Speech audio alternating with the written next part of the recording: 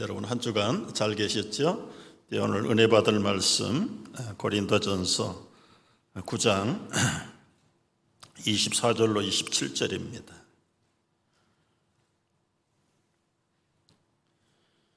고린도전서 9장 24절로 27절 말씀 이제 낭독자가 낭독하겠습니다. 운동장에서 다름질하는 자들이 다 달릴지라도 오직 상을 받는 사람은 한 사람인 줄을 너희가 알지 못하느냐?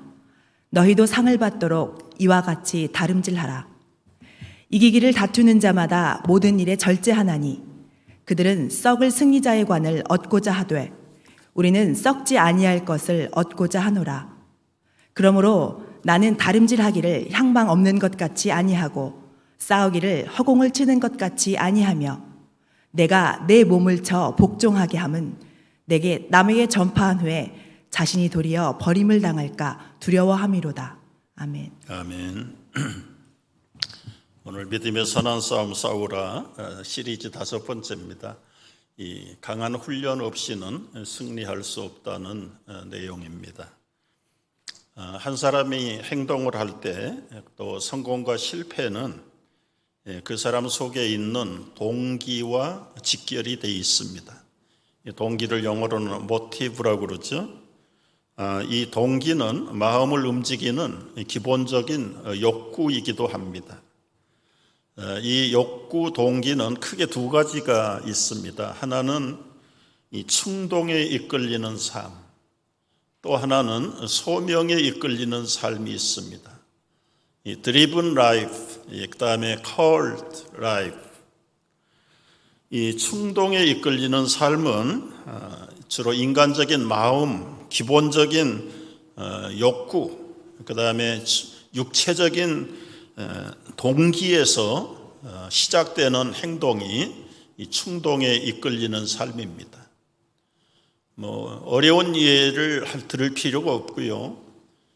배가 고프면 가만 앉아 있지 못합니다. 아무리 양반 선비라도 3일을 굶으면 남의 집을 담을 넘는다는 말이 있습니다. 오르지 않는 걸 알지만 그 동기가 가만 내버려 두지 않는 거예요.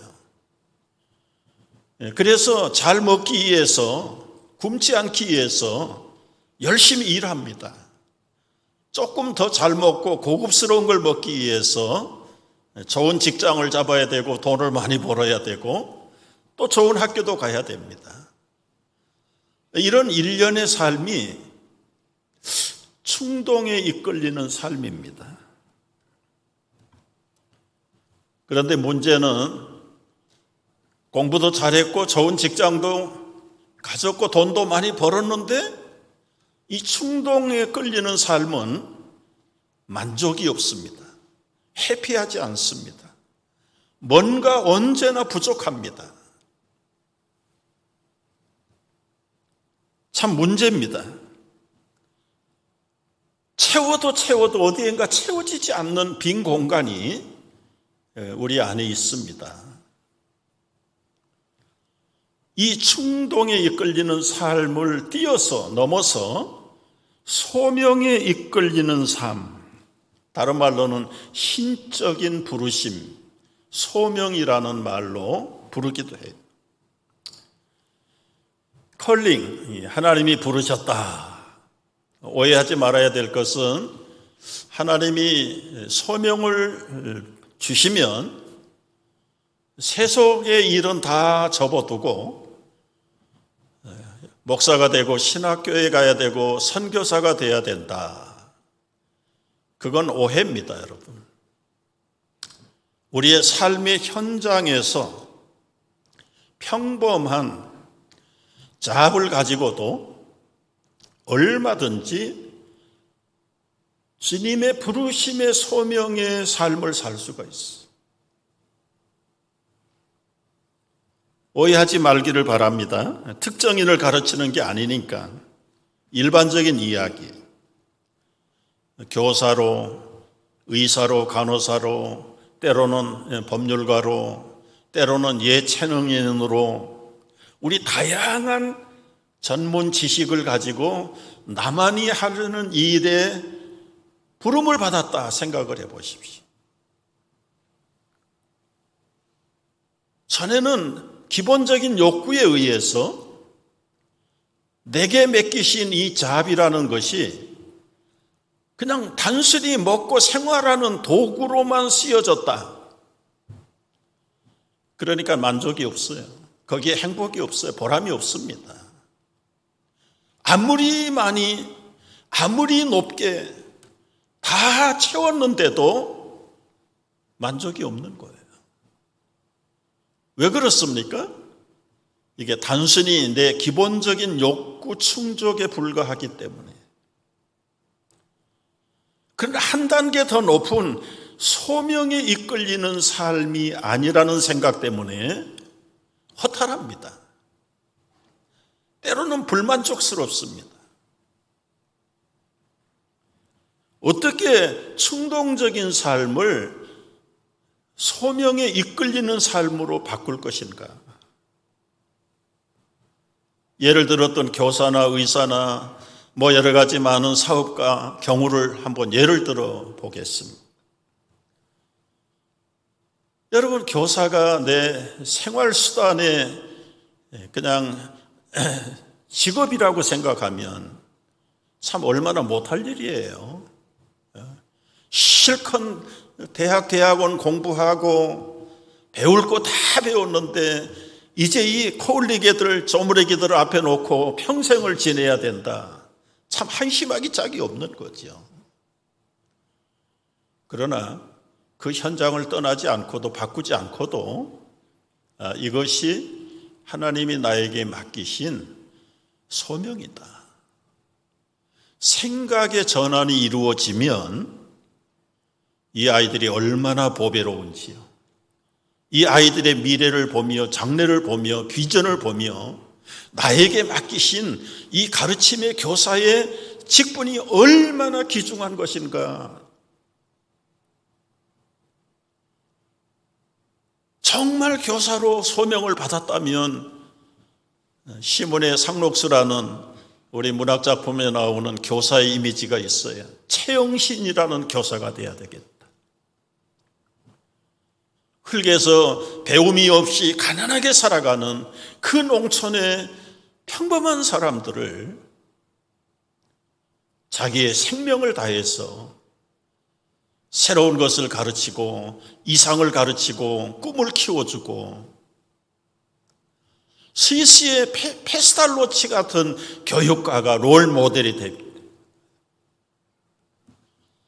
의사가 내 짭인데 그저 내 후손들에게 물려줄 먹거리나 많이 챙겨야 되겠다. 참 비참하지요. 비참하지요.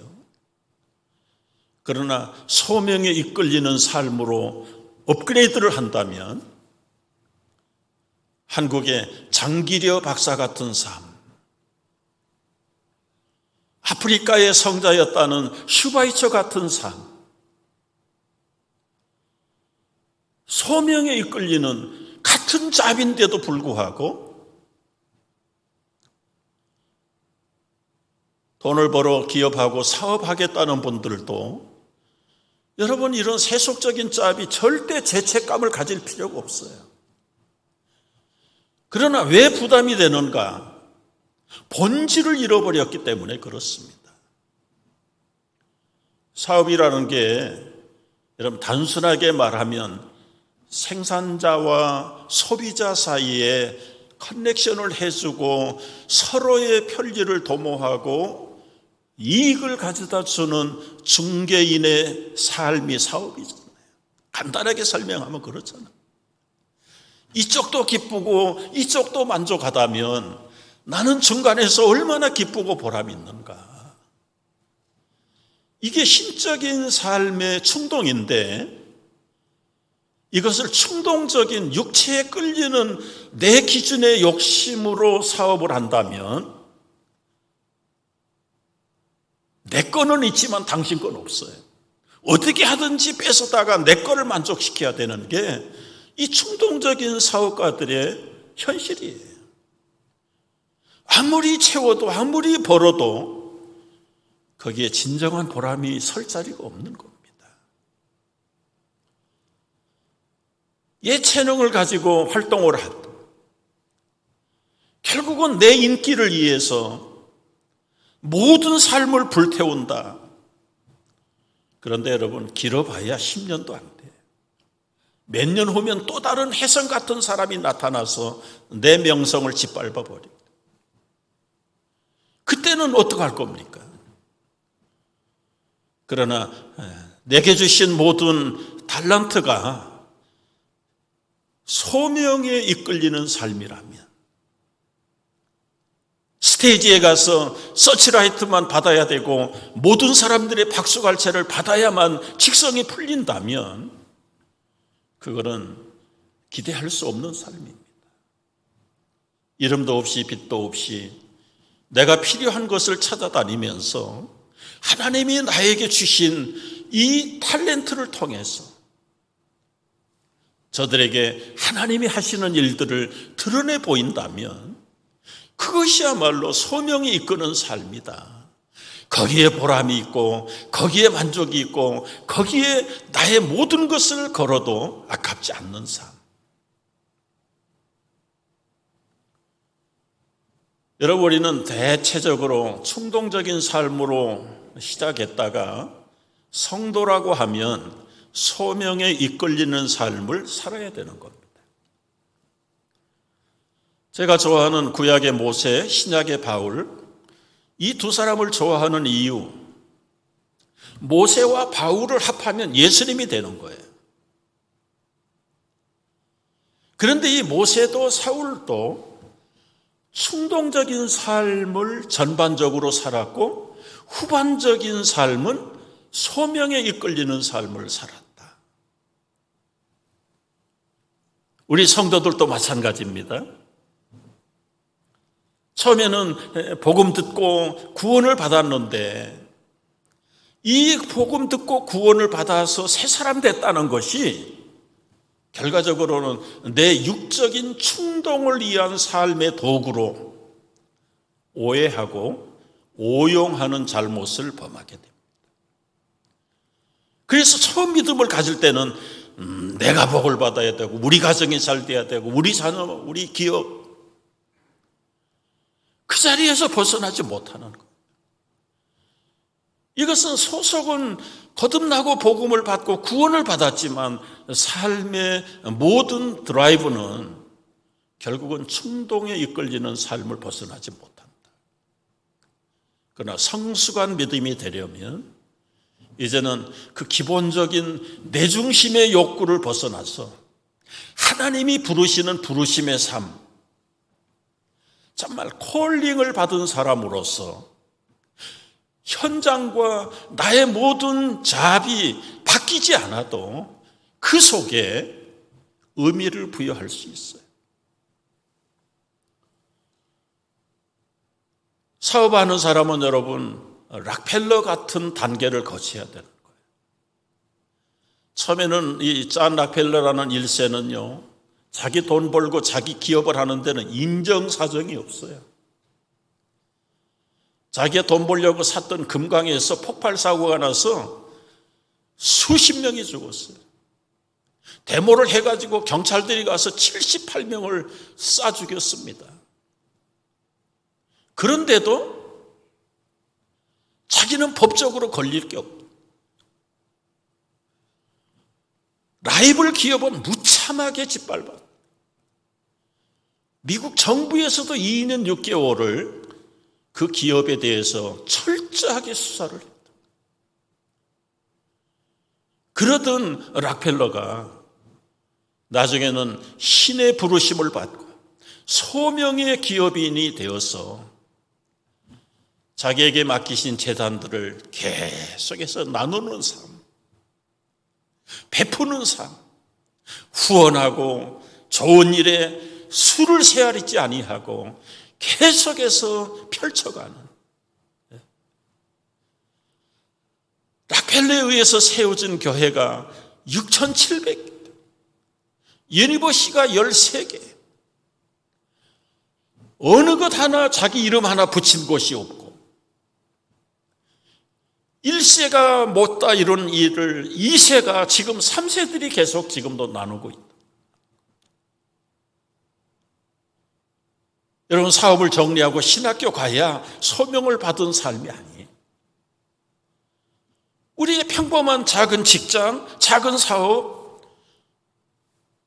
이것도 동기부여만 업그레이드를 시키면 얼마든지 나의 삶을 통해서도 하나님의 나라를 확장해 갈 수 있고 다른 사람들을 풍요롭게 그리고 온전한 사람들로 설 수 있도록 바꿔놓을 수 있는 모티베이션이 우리에게 주신 줄로 믿으시기를 바랍니다.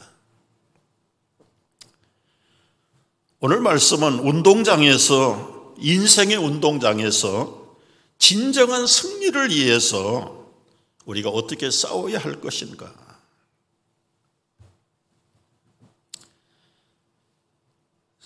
첫째는 방향 설정을 하라. 바른 방향을 설정하라. 26절 말씀을 보십시다. 우리 한번 같이 읽어보십시다. 26절. 그러므로 나는 다름질하기를 향방 없는 것 같이 아니하고 싸우기를 허공치는 것 같이 아니하며. 이 고대 고린도에서는 3년에 한 번씩 요즘 현대식 올림픽 같은 경기가 진행됐어요. 그래서 몇 가지 종목을 정하는데 그 중에 2가지 종목을 여기서 예를 들어 달리기, 그 다음에 복싱, 격투기죠. 상대방을 주먹을 쳐서 쓰러뜨리는 경기. 그걸 예를 들면서 방향을 잘못 잡고 가는 사람, 달리기 선수로서는 있을 수 없죠. 상대를 가격해야 되는데 허공을 치는 복서가 없다. 인생의 운동 경기에 와서 빨리 하고 스피드도 좋지만 바른 방향이 절대적으로 필요하다. 삶의 목표가 정확해야 된다. 정확해야 된다. 여러분, 재밌는 그림이 있습니다. 감옥에 갇힌 죄수가 탈출을 시도했어요. 남몰래 열심히 땅굴을 팠습니다. 근데 방향이 엉뚱한 방향을 잡았어요. 조금만 더 열심히 하면 어떻게 되겠습니까? 여러분, 저 WC라는 게 보이세요? 조금만 더 파들어가면 그 열심히 사람 잡는 거예요. 방향이 바른 방향을 파야 되는 겁니다. 속도도 중요하지만 방향이 절대적이다. 절대적이다. 우리와 우리 자녀들의 인생의 방향을 바로 잡아줘야 된다. 바로 잡아야죠. 충동에 이끌리는 삶은 인간의 욕망, 욕구, 자기들의 소망에 열심을 가지고 사는 건데 그 끝은 불행하고 불만족하고 보람이 없는 비극을 맛보게 되는 것입니다. 푯대를 향하여 가는 삶, 인생의 창조주요, 통치자요, 구원자요, 심판자가 되시는 주님의 눈앞에서 후회 없는 삶을 살아드리는 그 영적인 바른 방향이 절대 필요하다. 절대 필요하다. 여러분, 인생의 꼬린 지점에 가서 헛것을 짚었다. 얼마나 허무한 일입니까? 향방 없이 하지 말고 허공을 치듯이 하지 말고 정확하게 우리가 달려갈 목표를 향해서 방향을 바로잡고 가야 된다. 우리 자녀 교육 열심히 하는 거 좋습니다. 그러나 그들이 끝에 가서 정말 우리 부모가 내가 바른 결정을, 바른 방향을 정했는가? 두 번째, 우리가 인생의 경주에서 성공하기를 원한다면 모든 일에 절제하라. 모든 일에. 25절 말씀 보십시오. 이기기를 다투는 자마다 모든 일에 절제한다. 절제. 여러분, 운동선수들이 금메달을 따기 위해서, 챔피언이 되기 위해서 얼마나 절제합니까?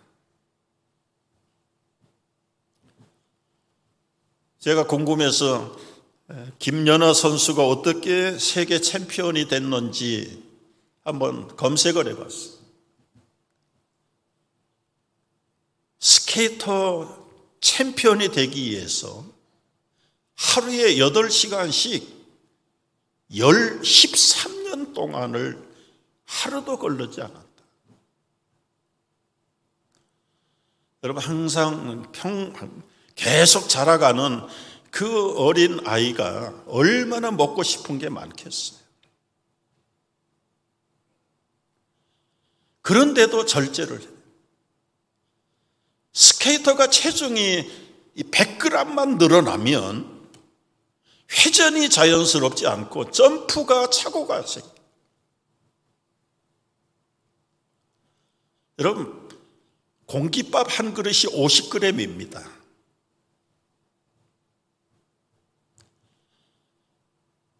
그 100g 체중이 늘어날까 봐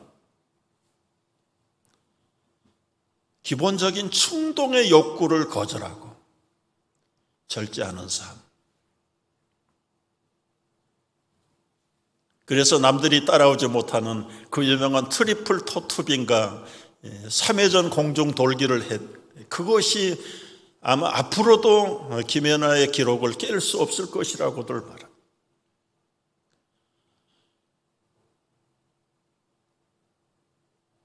그가 훈련할 때 넘어지는 횟수가 10,000번이 넘었다. 10,000번. 여러분, 참 빙판에서 얼음판에서 100번, 1000번도 아니고 10,000번 이상을 넘어진 이 절제의 삶입니다. 미국의 역대 대통령 가운데 조지 워싱턴 대통령, 링컨 대통령, 가장 존경하는 대통령으로 남아 있습니다. 링컨 대통령의 삶을 보십시오.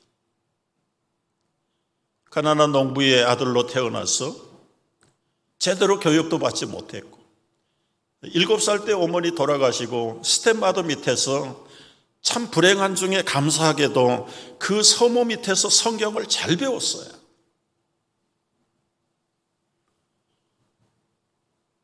그리고는 24번의 실패와 낙선,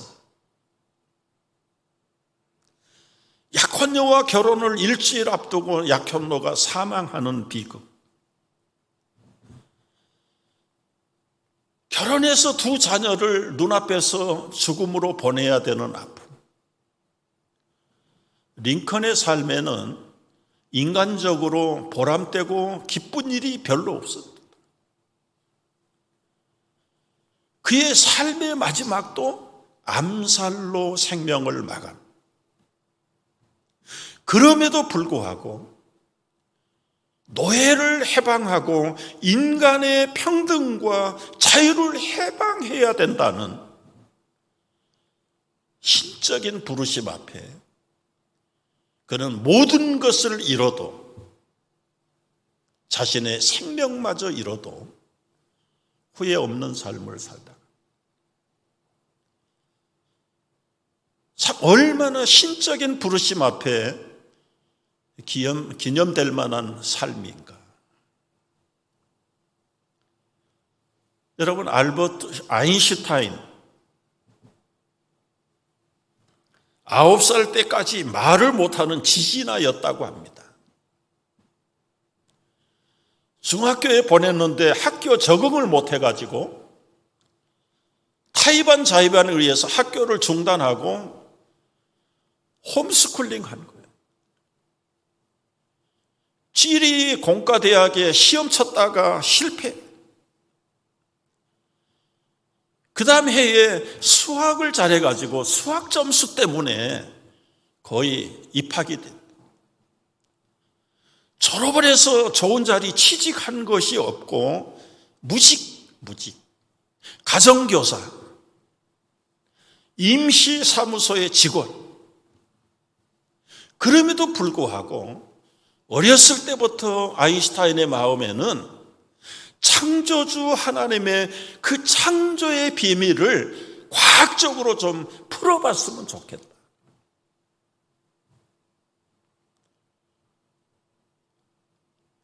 교수가 하나님이 없다는 것을 증명해봐라.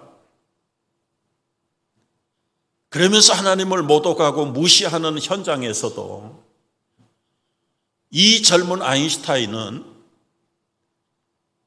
자신이 개발한 상대성의 법칙을 이용해서 그 교수를 무참하게 하나님이 있다고 존재한다는 코너로 몰아놓고 말합니다.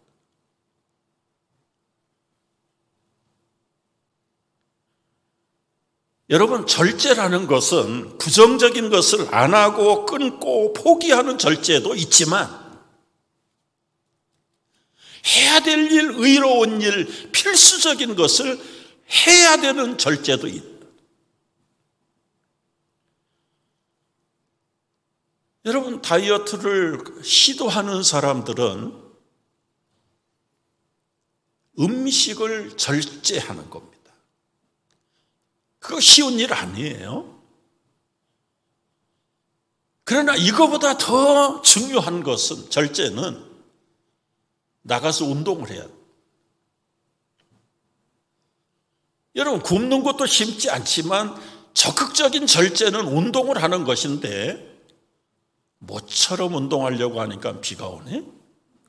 오늘은 추워졌네? 바람이 많이 불어. 몸이 피곤해. 여러분, 안 하기 시작하는 핑계를 찾으면 1년에 하루도 기회가 없어요. 긍정적인 절제에 실패하는 겁니다.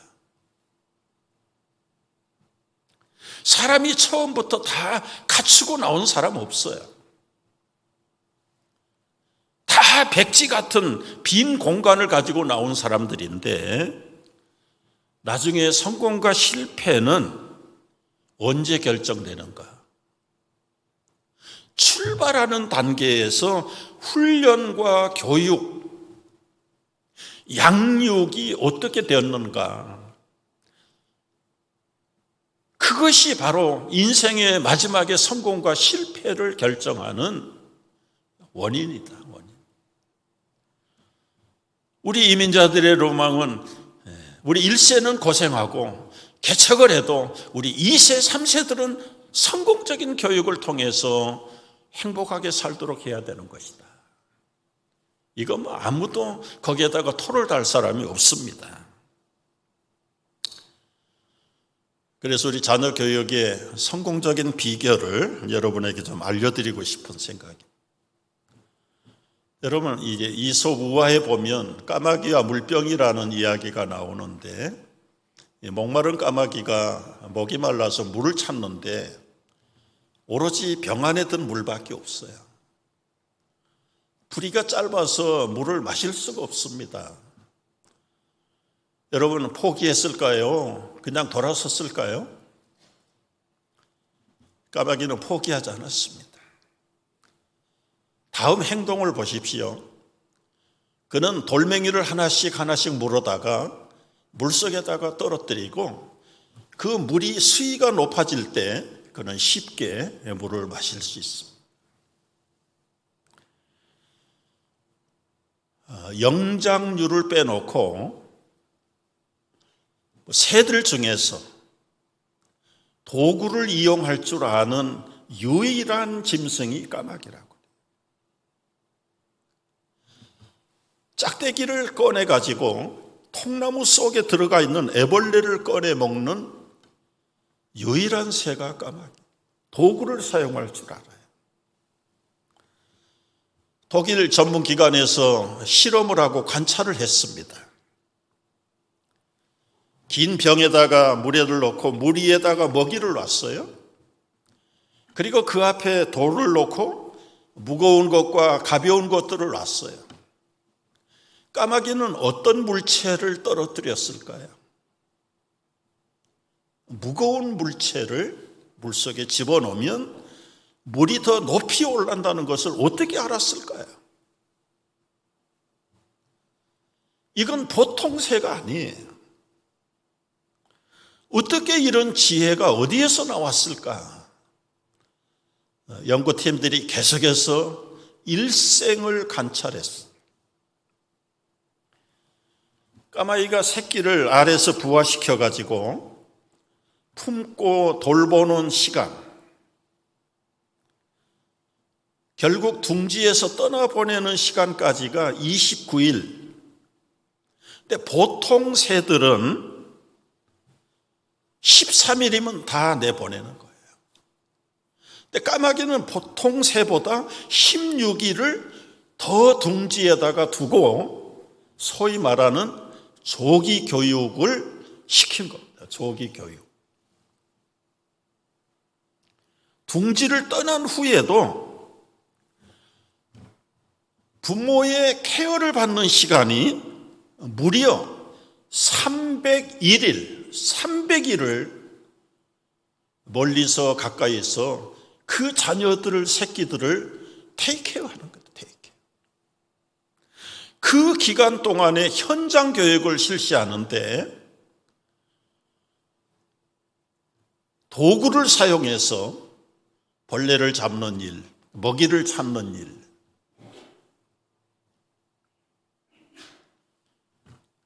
이게 여러분 교육을 통해서 전수된다는 거죠. 새끼들이 반복을 통해서 그리고 현장의 체험 교육을 통해서 부모로부터 이 새끼 까마귀들이 훈련을 받는 겁니다.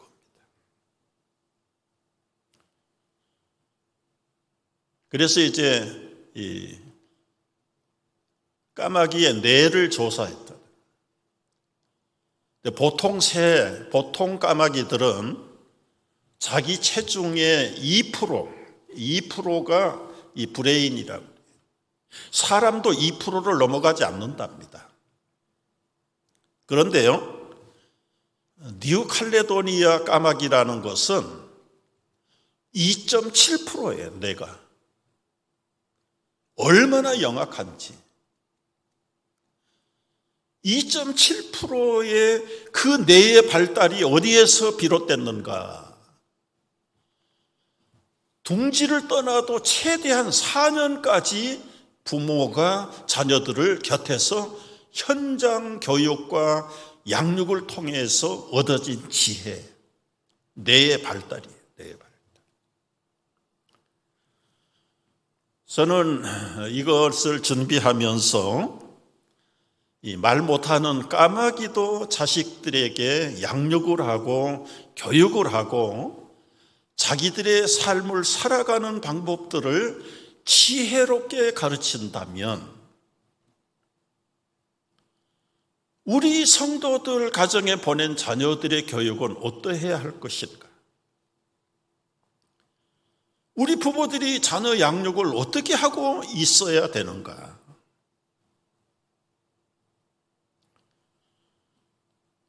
여러분 참 듣기가 거북하지만 들어야 될 현실입니다. 불편한 진실입니다. 결혼해서 자녀를 낳습니다. 빠르면 일주일 산모가 회복되면 그때부터 이 신생아는 보모의 손에 맡겨지든지 아니면 보육기관에 보냅니다. 그리고 그 엄마는, 그 아빠는 계속 직장에 아니면 사업터에 나갑니다. 하루 이틀 끝나는 일이 아닙니다. 부지런히 일해서 돈 벌어서 좋은 거 먹이고 좋은 옷을 입히고, 그러나 사실 그 아이하고 현장에서 얼굴과 얼굴을 마주 대하는 시간은 18살 칼리지를 떠날 때까지 불과 시간이 얼마 되지 않습니다. 대부분 95%의 시간은 보모 아니면 할머니를 무시하는 건 아니지만 할머니에게 아니면 위탁기관에 실질적으로 현장에서 같은 시간에 그 부모가 엄마가 체험을 통해서 가르치는 교육이 없습니다. 양육이 없습니다. 혈통적으로는 부모고 자식인 것은 분명합니다. 그러나 그 안에서 모든 행동을 유발시키는 모티브의 바른 제공이 없는 거예요. 혈통으로는 내 자식이지만 사실은 실질적으로는 이 보모의 자식이나 다름없습니다.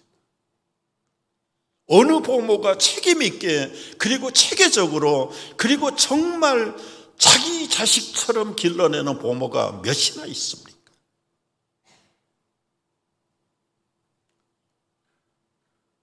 그것이 어릴 때뿐만 아니라 칼리지 갈 때까지, 아니 칼리지 가서, 아니 그의 인생 전체를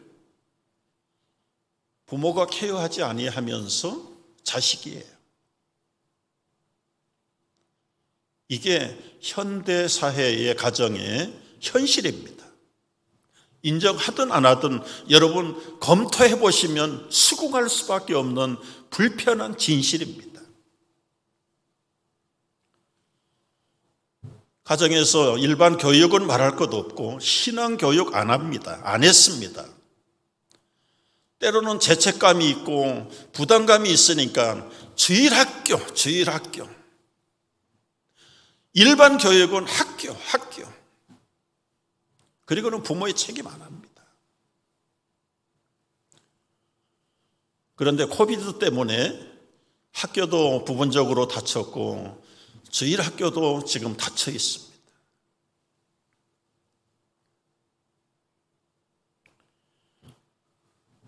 여러분, 짐승도 까마귀도 자기 새끼 잘 살도록 현장에서 4년, 5년 동안을 훈련을 시킨다면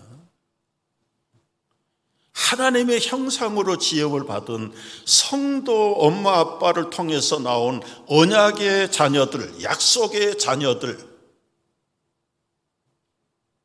어떻게 우리가 양육해야 되겠습니까?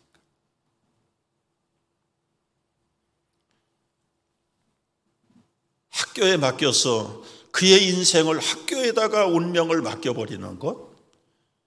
여러분, 좋고 나쁜 학교를 구별할 필요가 없어요. 1970년대 라이먼이라고 하는 교육학자가 학교는 죽었다라는 책을 출판했습니다.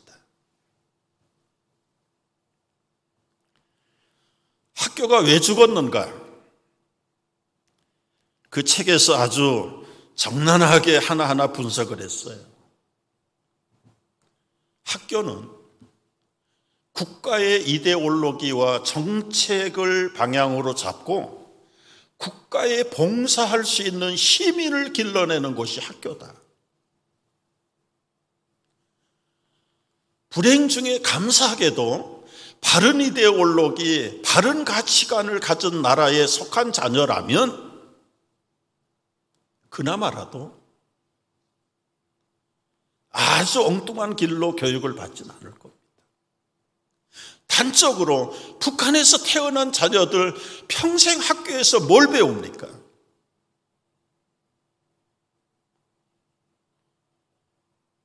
민주주의의 이데올로기를 가지고 건국의 아버지들이 하나님의 가치관으로 세운 나라이긴 하지만 미국이 지도자가 바뀔 때마다 사회 풍조가 바뀔 때마다 재판소의 마지막 결정이 바뀌는 겁니다. 그 재판소는 어디입니까? 대법원이 아니라 사회라고 하는 이 풍토에 젖어 있는 사회라고 하는 다수의 여론과 가치관이 세속화되면 이데올로기도 세속화로 바뀌어야 됩니다. 불법을 진리라고 말하는 사람들의 숫자가 49대 51이면 비진리가 진리가 되는 것이 민주주의의 맹점입니다. 그런 행정과 그런 체제 속에 하나님의 언약의 자녀들을 아무런 신앙의 양육 시도가 없이 22년 동안을 맡기는 겁니다. 대학 졸업할 때까지 맡기는 거예요. 배우는 학생도 보내는 부모도 전혀 하자를 발견을 못해. 오히려 경쟁을 해서라도 1등을 하고 좋은 데를 가고 그래서 좋은 짭을 얻고 나중에 출세하고 성공하는 것이 교육의 궁극적 목적입니다. 하나님의 형상으로 지음을 받은 성도의 입장에서 영원한 하나님의 나라를 유업으로 받은 하늘 백성으로서 검토를 해본다면 이건 너무너무 엉뚱한 곳에 가 있는 겁니다.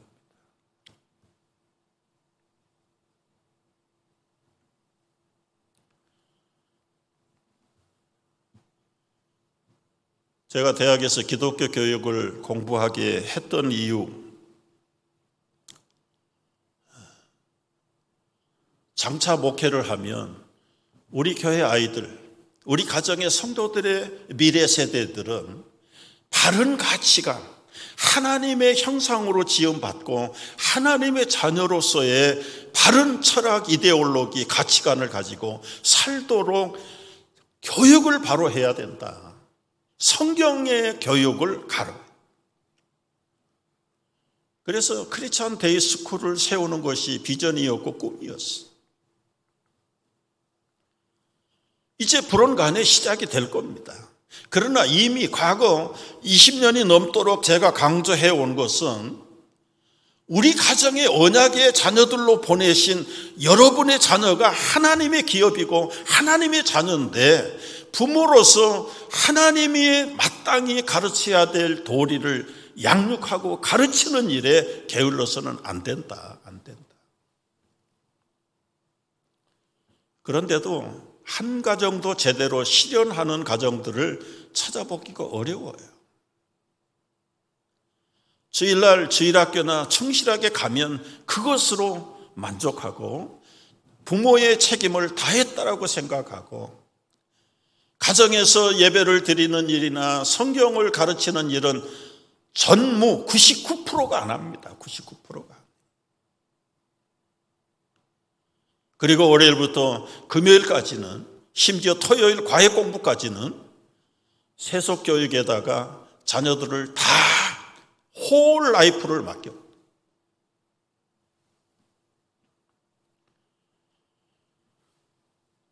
근본적으로 잘못된 방향에서 우리가 적어도 바른 방향을 찾자. 그래서 우리가 이 새 땅에 들어오기 전부터 3년 전부터 지금 6년 7년 전부터 1:1 제자 양육을 통해서라도 우리 부모들 스스로가 양육을 받고 우리 자녀들에게 양육을 제대로 하자. 그래서 우리 KM에도 그리고 EM에도 교재가 따로 준비되어 있어서 EM 자녀들에게도 가르치면 좋겠다. 강조를 하면 조금 반짝거려요. 그러다가 또 조용하면 이런저런 핑계를 대가지고 시작을 안 하고 하다가 중단하고 해볼 생각이 없어요. 우리 담당자들이 때로는 기회를 얻어서 다시 시작을 하세요. 권면하면 시간 없어요. 아이들 온라인 교육하는데 도와주기도 바빠요. 테이크케어 할 시간도 없어요. 뭐 핑계는 여러 가지. 학교 공부는 그렇게 열심히 서포트를 해야 되는데 지금 방향이 삐뚤어져 있는데 자꾸 몰아붙이는.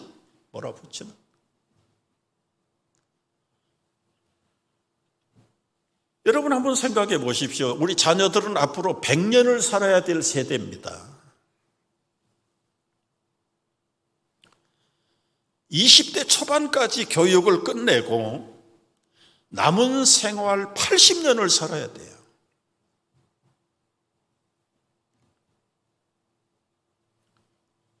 그 길고 긴 세월 방향을 어떻게 잡아줘야 되겠습니까? 그래서 조금 알아듣는 분들, 또 필요성을 느끼는 가정에서 우리 엄마가 딸에게, 아빠가 아들에게 1:1 양육이 시작이 됐어요. 우리 지난번 소개해드린 사진 말고도 지금 최근에 진행하고 있는 사진들을 보십시오.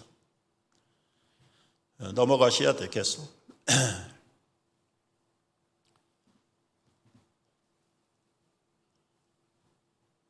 줌을 통해서도 나이 많은 우리 어르신들도 1:1 양육 훈련을 받으십니다. 아버지가 아들들에게, 집사님이 또 다른 집사님에게, 엄마가 딸에게, 그리고는 우리 전도사님이 또 EM 멤버에게, 엄마가 딸에게, 캠퍼스에 있는 아들에게 일주일에 줌을 통해서 한 번씩. 참 얼마나 보람된 일인가. 그래서 인생을 준비하고 시작하는 우리 자녀들에게 바른 고를 제시하고 바른 가치관을 주어서 그들이 앞으로 세큘러 잡을 치더라도 그 본인에게 준 전문적인 잡을 통해, 그리고 기능을 통해서 하나님의 부르심을 받은 소명인으로서의 삶, 꼭 목사 선교사가 되는 것이 아니라 아까 변화된 락카펠로처럼, 슈바이처 같이, 페스탈로치 같이 수많은 예체능인들 가운데 그리스도인들처럼 자녀들을 부지런히 가르치는 그 절제가 우리에게 필요하다. 부모도 힘들고 피곤하지요. 그러나 정작 해야 될 일은 안 하고 바르지 않는 방향에 열심을 내고 거기 투자를 하면서 머스티비 해야 될 디렉션에 대해서는 안 가르쳐 준다면 그건 부모의 책임 회피지요. 하는 걸 하는 것도 절제다. 부정적인 거 끊는 것도 절제지만 긍정적인 일에 열심을 내고 시간을 내고 투자를 하는 것도 긍정적인 절제가 오늘 우리에게 절대적으로 필요하다. 왜냐하면 썩지 않을 상을 얻는 방법이기 때문에 그래요. 우리가 정말 이길 수 있는 승리의 비법은 썩지 않는 상을 위해서 달려가야 됩니다. 24절 말씀을 보시면은 이기기를 다투는 자마다 모든 일에 절제하나니 그들은 썩을 승리자의 관. 여러분 여기 옛날에 올림픽에서 우승하면 여기 월계수를 씌워줬어요. 올리브 나무 크라운을 씌워준 거예요. 여러분이 올리브 추리는 며칠만 가면 말라서 버리게 됩니다. 그 내버릴, 그 말라 빠질 멸류관을 위해서 일생을 걸고 거기다가 자기의 인생을 걸었다면 얼마나 허무한 일이겠냐. 물론 상징적인 것이긴 하지요. 올림픽에 가서 금메달을 받으면 현대는 재정적인 이익도 따라오는 것 우리가 다 알아요. 그러나 여러분, 그게 길어봐야 자기 일생 끝나면 끝나는 거예요. 상금 받아가지고 일생을 아무것도 안 하고 그 상금만 받아먹고 따먹고 산다.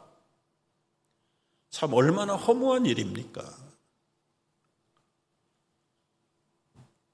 우리 예배당 이사 올 때요, 저쪽 예배당 사무실에 있던 트로피, 우승패 바리바리 갖다 버렸어요. 다 아무 쓸모가 없는 것.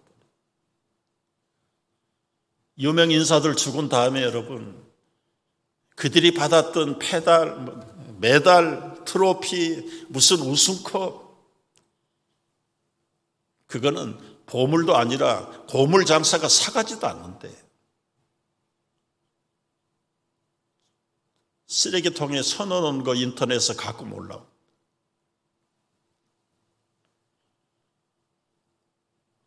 여러분, 썩지 아니하실 것 때문에 인생을 거는 사람들이 대부분이라면, 말이 잘못됐네요. 썩을 것에다가 인생을 거는 사람들이라면 얼마나 허무한 일인가요? 세상은 썩을 것에 면류관을 찾지만 우리는 썩지 아니하실 것을 얻는,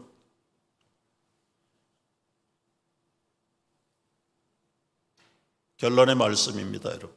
바른 방향, 그리고 절제, 그리고 영원한 가치에다가 우리 인생과 우리 자녀들의 인생을 걸어야 되는 겁니다. 한 가지 조심해야 될 것, 27절에 내가 내 몸을 쳐서 복종함은 내가 남에게 전파된 후에 자신이 도리어 버림을 당할까 두려워합니다. 다른 사람 전도하고 양육해서 구원을 했지만 내 관리 내가 못해가지고 내가 버림을 받는다면 얼마나 불행한 일이냐. 여기 버림을 당한다는 말은 여러분 영어로 보면 disqualify, 실격이라는 말이 실격, 자격 미달. 남은 전도하고 구원은 했는데 내 자신을 제대로 관리를 못해가지고 자격 미달로 실격. 참 불행 중에 불행이죠. 제가 1988년도 서울 올림픽이 있을 때 캐나다 토론토에 왔습니다. 캐나다 CBS에서 아침 뉴스에서 참 비극적인 뉴스를, 오늘은 우리 캐나다의 국가적인 수치의 날입니다. 그 뉴스의 내용은 100m 달리기에서 캐나다 선수 벤 짠슨이라는 선수가 금메달을 차지했어요. 올림픽의 꽃이 마라톤이고 100m가 그 다음에 꽃이지요. 세계가 부러워하고 세계에서 가장 빨리 달리는 100m 파이터가 우리 캐네디언이다. 온 캐나다 국민들이 프라우드하게 생각을 했는데 약물 검사에서 걸렸다. 그래서 메달도 취소되고 그 선수 자격이 영구 박탈. 그 뉴스를 전하는 아나운서먼트는 이렇게 돼 있어요. 오늘은 우리 캐나다의 국가적인 수치의 날입니다. 얼마나 국민들이 부끄러워했는지. 인터뷰했어요. 기자가 약물을 복용하는 게 사실입니까? 예. 왜 복용을 했습니까? 훈련이 소홀했고요.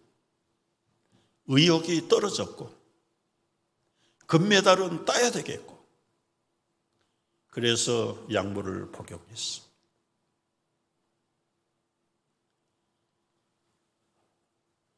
아마 약물 복용하지 않고 훈련을 해도 능히 금메달에 접근할 수 있는 능력을 가진 선수예요. 근데 자신감을 잃어버렸고 훈련을 안 했고 금메달은 따야 되겠고 그래서 불법을 하다가 국가적인 수치를 안겨주는 불행한 선수가, 그런가 하면 여러분 자신의 일생을 다 투자했어. 아마 고무신 67거래를 떨어먹을 정도로 이 섬 저 섬을 찾아다니면서 복음을 전하던 이름도 없던 저 전라도 시골 낙도의 전도자, 불행한 결혼생활, 배우지 못한 교육, 가지고 있는 배경 없어요. 그럼에도 불구하고 복음을 들고 다니면서 결국은 공산당에게 6.25 때 순교를 당해요. 순교를. 그러나 그의 전도를 받고 한국의 이 유능한 목사들을 만들어. CCC의 김중곤 목사님, 성결교회 대부 같은 이만신 목사님, 여러분 이너힐링 내적 치유의 권위자인 정태기 교수, 뭐 수를 셀 수가 없어요. 적어도 한 6, 70명의 목사들을 만들어내. 이름도 잘 기억이 안 나는 그런 여인이 얼마나 아름다운 사람인가. 썩지 아니할 영원한 면류관을 위해서 자신과 자신의 주변 사람들을 그렇게 업그레이드 시키고 하나님이 기쁨으로 영원한 썩지 않는 면류관을 안겨주는 그 기쁨의 사람들, 우리 부모들, 우리 성도들, 우리 교우들이 되시기를 주의 이름으로 축복합니다. 기도하겠습니다. 운동장에서 다름질할지라도 오직 상을 받는 사람은 한 사람인 줄을 너희가 알지 못하느냐. 너희도 상을 받도록 이와 같이 다름질하라. 이기기를 다투는 자마다 모든 일에 절제하나니 그들은 썩을 승리자의 관을 얻고자 하되 우리는 썩지 아니할 것을 얻고자 하노라. 그러므로 나는 다름질하기를 향방 없는 것 같이 아니하고 싸우기를 허공을 치는 것 같이 아니하며 내가 내 몸을 처복종하게 함은 내가 남에게 전파한 후에 자신이 도리어 버림을 당할까 두려워함이로다. 이 말씀 우리가 영원히 기억하고 이 말씀 이루며 사는 주님의 거룩한 성도들로 든든하게 세움받게 하여 주옵소서. 예수님의 이름으로 기도하옵나이다. 아멘.